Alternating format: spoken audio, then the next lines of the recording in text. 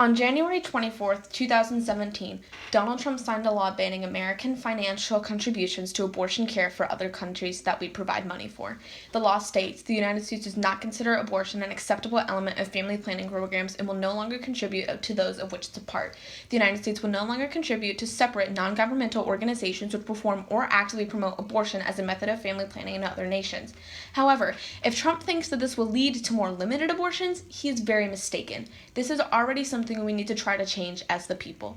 Studies have shown that this law will not only increase abortion rates, but will increase the deaths of people who are attempting to get them. These people will try to find any means possible to abort the unplanned or even deceased child, which they should have the choice to carry, rather than being forced to from the laws now. The people who agree with the law are called pro-life, meaning they believe that life begins at conception.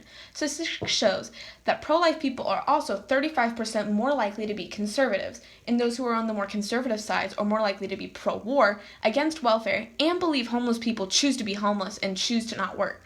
Now, this links back to the topic of abortion. If someone is too poor to provide for themselves, and now they can't have an abortion for the child that they might have mistakenly had, it is going to make them more likely to need welfare as well as being on the streets. And after this, it will make them even more poor and almost unable to provide for two lives, or even not able to at all, which these pro-life people seem to dislike.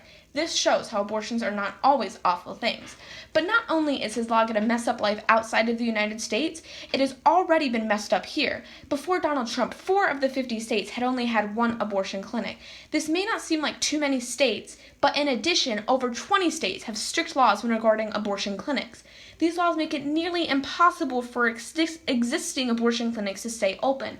Texas's HB-2 law has been one of the most prominent in shutting down clinics.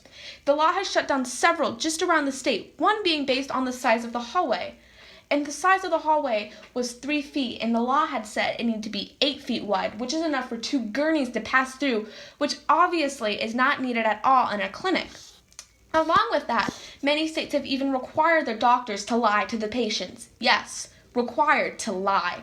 Dr. Willie Parker states, "State law has forced me to lie, telling patients that they're more likely to get breast cancer, which has no medical information to back up its truth."